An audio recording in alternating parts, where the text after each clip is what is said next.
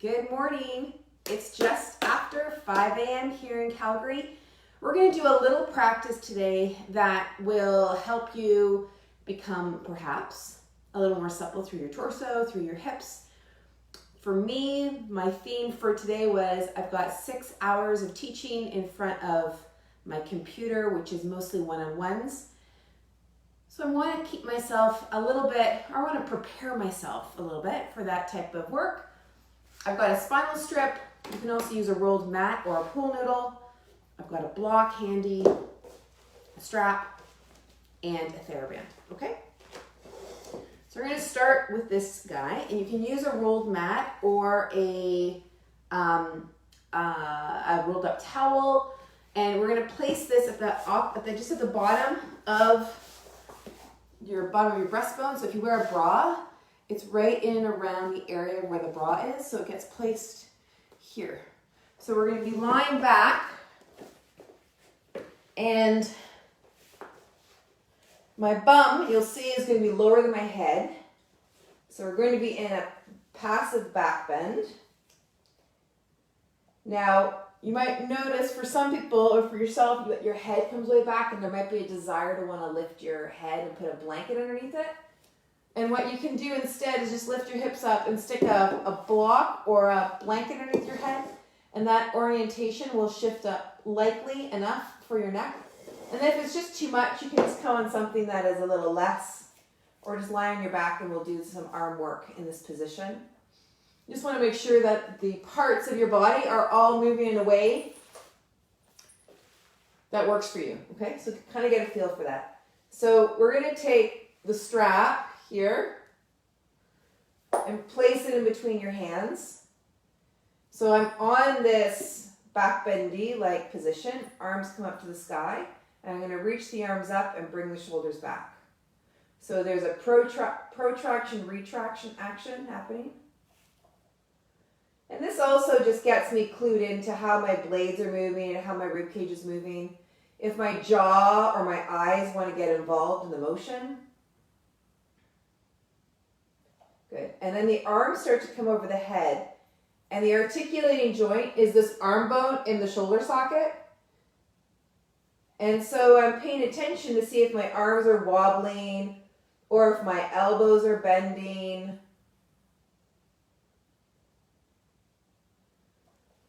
And then if there's any clunking or clinking or pain on the way down, then that range is too much.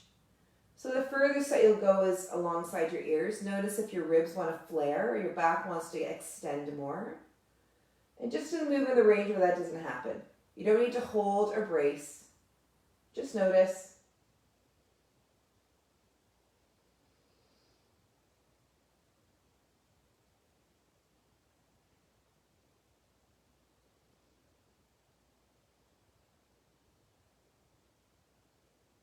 Perfect. Okay. And then come off of that, and then lie back, and just feel what you feel. And then roll on over, and we're going to come and sit on our heels like so. And if you can't do that, right, so if I come to you here, so my toes are coming over, and then the idea is that I'm going to sit on those heels. Now, some people like to spread their heels like that. Try to keep your heels not spread. You can always place a ball between them, or even roll this, or a block even. Place the block between them as well, like that. But I also find that if someone is way on their tippy toes when they do this, or they feel a lot of cramping in through the knuckles of their toes, I just bring them to here. So you can see that my knees are now a little higher, and more of my forefoot is on the floor now, as opposed to sometimes if feet are really limited, then if I bring my knees right to the floor, then I can feel like I'm totally on my toes. And I want to make sure that I'm on the forefoot, so that I'm on the meaty edge here, not on my toes. I'm not trying to be a ballerina in this movement. I want to be me. Yeah, I want to be into this position, okay? So there's no strain, yeah? And then if this feels okay, then You could always take it down further, just making sure that maybe there's been enough release that's happened through your feet that you can be here without the heels spreading, without any pain in the knuckle of your toes. Okay. Good.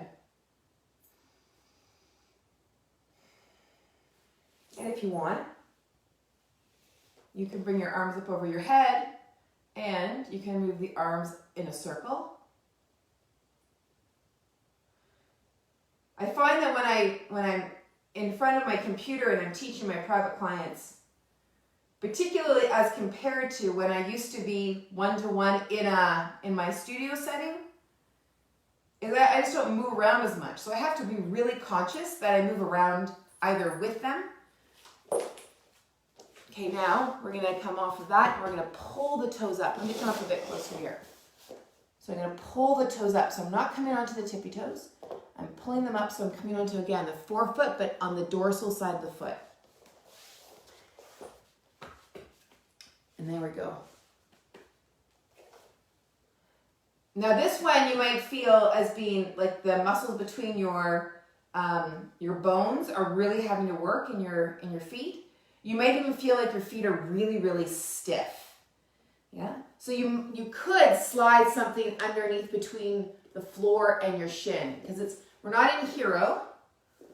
It's the feet are pulling up and the feet muscles are doing some work here. Yeah.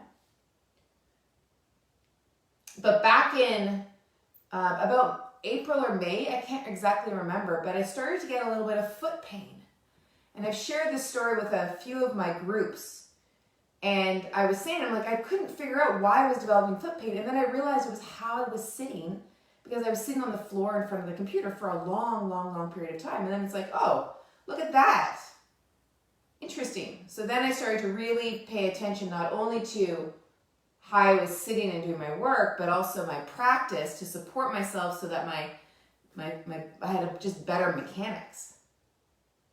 Yeah, okay, good. Let that go. All right, now let's take the block. And we're going to take the block between the heels, or between the ankle/heels. Okay, you find the position that makes most sense. So if I turn around, it looks like that. And then from here, I'm going to press my knees, or not my knees, try it again. Let me just press my heels into the block and then release. Heels into the block and then release. Heels into the block, and then release. Yep.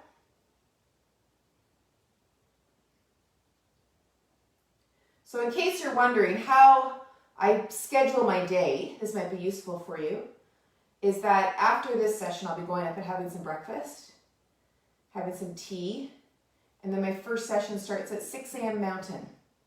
So I have about half an hour after this session. And so each of my sessions are an hour, and between each session I have a 15-minute break. So I can come in, grab some water, grab some tea, see my kids. So then I finish up at 1:30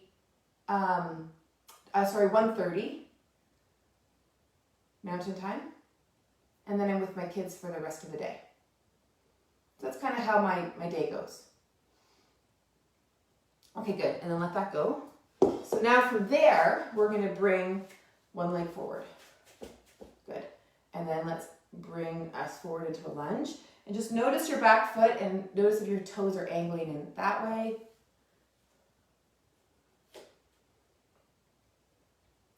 Good. And the nice way of setting up my timing like that, what I've learned is I work really, really well in the morning. And I can also cover a lot of time zones. Because when it's 6 o'clock where I am, it's early afternoon in Europe. And then across the country and across the US, it's a little bit later. Yeah, when I start at 6. Okay, let's side bend over here. So it really, really, really works very, very nicely.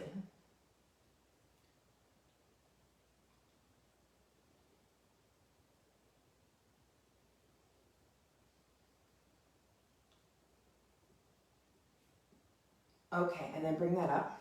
Okay, now let's come up into standing. I've got my Theraband here. And I take my Theraband about shoulder width, maybe a little bit further. Yeah, but a bit more than shoulder width apart. I'm going to spread it wide, like this. So the idea here, this is a little bit of resistance. I want to make sure I'm not doing this with my spine, but I also don't want to hold my ribs in like I do it like this, right? Because then if I'm doing that, I'm training myself to do this.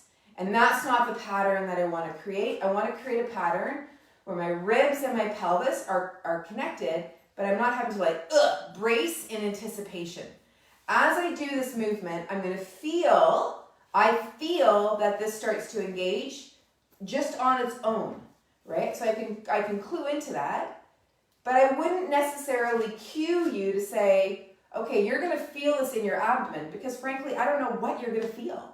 I don't know where your self-awareness is at, right? Or even if those muscles are tuning in. But what I wouldn't say is, okay, now engage your abdomen. But I'm letting my body respond to the change of resistance and the change of load as I do this movement through my arms. I'm also noticing my shoulder want to come up, or if my jaw wants to get all involved.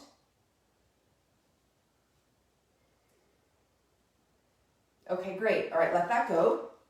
Okay, now notice where you're at. Move this block away. All right, so let's take the ankle up onto just above the knee. And now we're going to do a little sit down.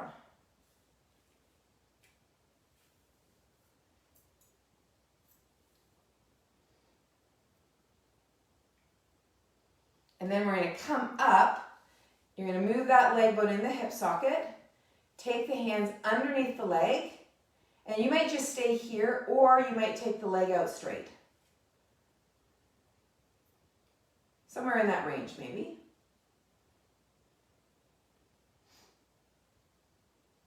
Now, just for fun, you might stay right here, but just for fun, we can also take a twist and bring ourselves like so. So if I'm doing it this way, I might be like so. And if for fun, you might even do something like this. But you've got to play with it in your own body, right? Watch your compensations. Okay, good. Come on now. Watch your compensations and just pay attention, okay? Good. And now here and then down. One of the comments I heard from someone the other day was how I require my clients to have self-awareness. And that's true. Good. And then come up. And in that, I also teach them more self-awareness. Because that is a key factor. You can't change anything you're not aware of, right? So I won't be successful at helping someone reduce and eradicate pain if they are not playing the game of self-awareness. I just don't see how that's possible. Because what I've noticed over time, okay, let's do the twist, if you want to do it. I've just noticed over time that you can't change what you're not aware of. If anyone knows how to do that, let me know. You can't change anything you're not aware of. And most of the stuff that's contributing to why your symptoms aren't going down is the stuff we're not aware of. So we've got to grow our awareness, yeah? Good. Good, and then bring that down. Okay, now let's see where you feel. Where's where? Okay, one of my favorites, goddess pose. Okay, and the idea is we're moving at the leg bones, so the feet are the result. Where our feet land is a result of what happened at our leg bones. So the feet are not rotating out. The feet are moving because the leg bones are moving in the hip socket. Now let's start to bring ourselves down. You can kind of move left and right. Good. You can come down as much as you want or higher, you decide. And we also just signed somebody up who was going to do, she was asked to do 8 weeks of intensive physiotherapy to prevent surgery. And she just had this inner knowing that she needed something more integrative than that. And so we're working with her physio and the yoga that I teach to bring in a whole team to support her in the goal and outcome she wants. Okay, coming up. I do that a lot. Working together with whomever is on the team. All right, let's bring one arm up. Bend the elbow. Other side.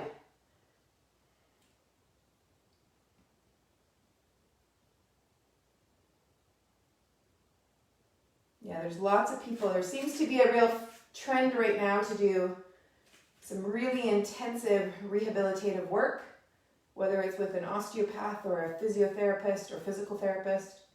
Okay, other side. And it's great to be a part of a team where we can bring all of our best stuff to help somebody.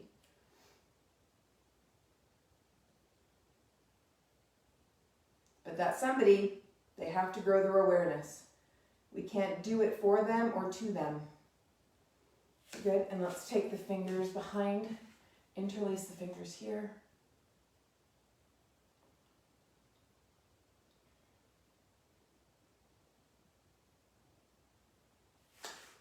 Okay, and then let's finish up with eagle, up and standing. So let's bring one leg over. Now when you're bringing the leg over, pelvis is steady. We can bend the standing leg to connect the legs. And then this arm comes under.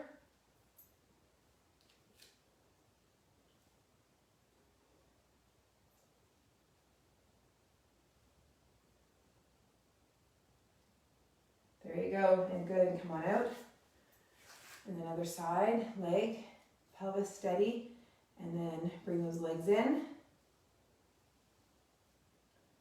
So whichever leg is on top, that same arm is on the bottom. Woo! My eagle is blowing in the wind. Good, and then come on up. All right, good. So let's take the legs wide. We're going to do a squat. You decide whether this makes sense for you. I'm going to do a squat, and we're going to squat all the way down to the floor, like this. You decide if this makes sense for you. Nice. Okay, good. And then come on down. Let's come down onto the floor. And we'll finish up with just a little bit of hip work here. Bring the leg towards your belly. Take the leg to the sky. We're going into Supta Padang. And we can place a strap around the foot if you would like. I'm just going to hold the back of my leg. Pelvis is on the ground. Bringing the legs straight if you want. And then over you go. But see if you can keep your pelvis more so on. We're not coming way off like this. Pelvis is going to stay on. It's just the leg coming across. Then bend the knee. Now bring the whole piece of you across. Letting that pelvis come up. Shoulder girdle stays on the ground as you take your twist in. And then other way. Bringing the knee to your belly.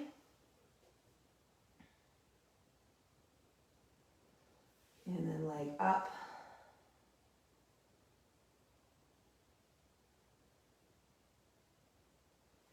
And then leg across, but pelvis is still on the ground.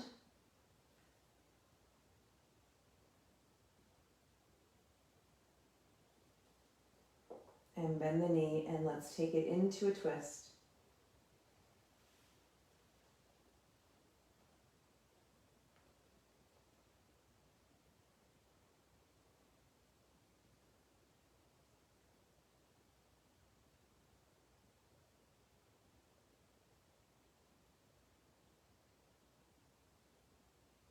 And then coming on back. Great. All right, so you can keep your knees bent here, or you can straighten them out. Just get a feel of what your body requires. And feel what you are, like where you're at and how this felt in your body.